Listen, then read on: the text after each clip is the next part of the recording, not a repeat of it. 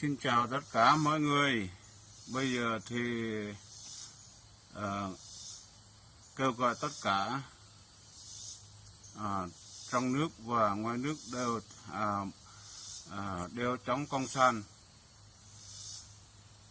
Thứ nhất là người Bắc, người Nam, người Cao Nguyên,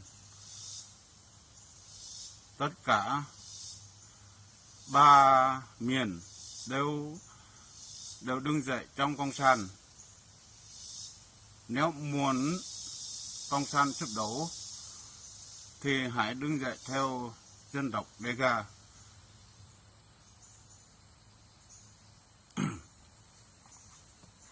Bởi vì Cộng sản đã nói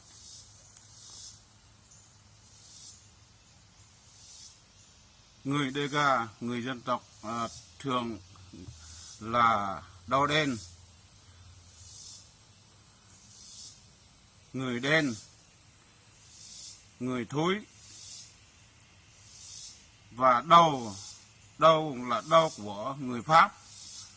Đó. Bộ não thì bộ não Mỹ. Và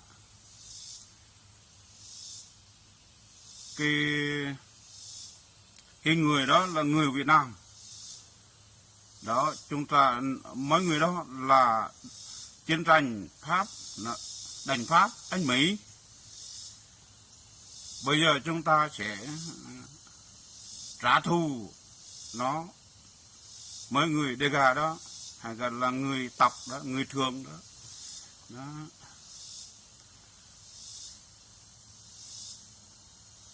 Bây giờ nếu muốn Cộng sản sụp đổ thì người Bắc, người Nam ở trên cao nguyên hãy đứng dậy theo dân tộc Dega hay là dân tộc Tây Nguyên, hãy chống Cộng sản. Cộng sản sẽ sụp đổ một ngày nào đó không xa và không gần, nói như vậy. Cho chúng ta sẽ cố gắng lên tiếng, bởi vì Cộng sản sẽ giết chết những người Dega không dừng nữa.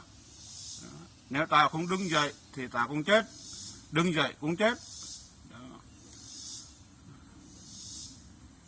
Cái gì mình làm được cái chết lợi được sau này thì mình phải làm cái đó.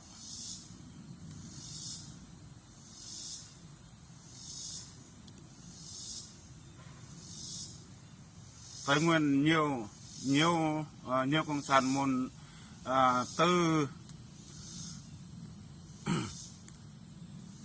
từ năm 86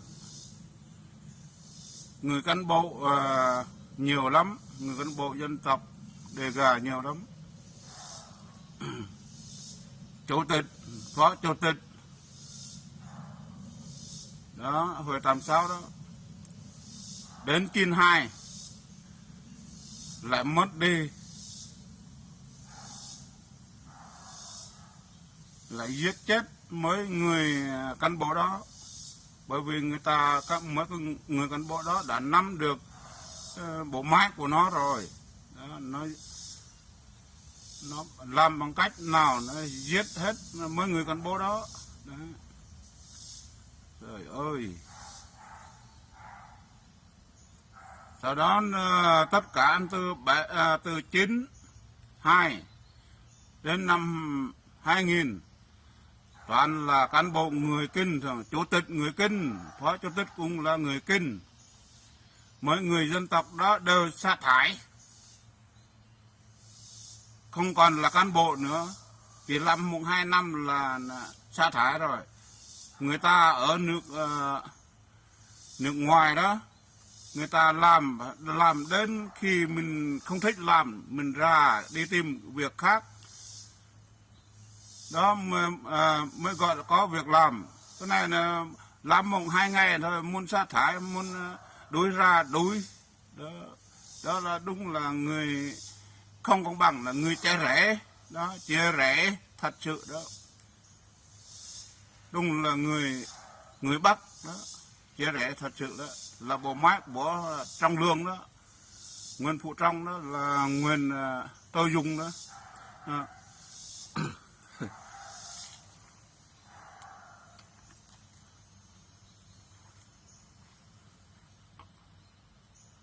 Rồi mấy người xem đi, đúng không? Có đúng có sai phải không? Cái gì cũng có cái đúng, nhiều cái đúng lắm. Ừ. Tất cả cán bộ này, cũ này, đừng nghe theo con sàn nói. Nó nói một là hai, nó hai là một.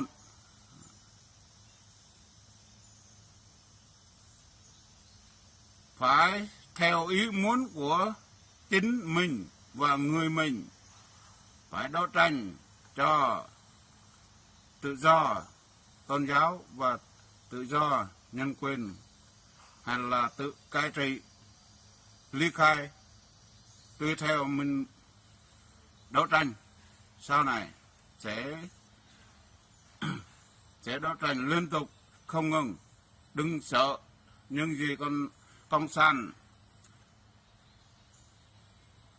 kéo quần lên Tây Nguyên để chiến tranh với những người không có súng, không có đàn. Đó là những người khủng bố, muốn giết chết người chúng ta. Nó đã biết chúng ta có đất nước tự do từ năm 75 đến bây giờ. Nó ở trong nước Tây Nguyên hay là nước Dega chúng ta đó, chính nó là người công bố. Nó đã biết trước rồi, trước 75 rồi, hồi trước chiến tranh Pháp, chiến tranh Mỹ, nó đã biết rồi đó. Bây giờ nó khủng bố là phải, không phải là chúng ta đó. Hãy đấu tranh đi. Các dân tộc từ Bắc đến Nam, gọi là từ Xi Đăng đến Lâm Đồng, các dân tộc ở Tây Nguyên, cả người Kinh Bắc Nam và Nung Cai Meo Mương sẽ đứng dậy theo dân tộc Dega đấu tranh chống Cộng sản.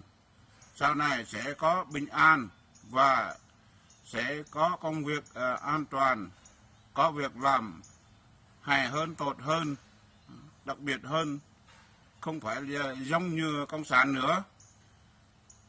Cộng sản nói láo cáo hay. Tôi đã về 2015, trong 2 tuần thôi, không muốn ở 1 tháng, ở 1 tuần thôi. Thấy đất nước mình cây cối mực hết rồi, đất đai mực hết rồi. Tôi đi ra ngoài từ 2021 trở về 2010.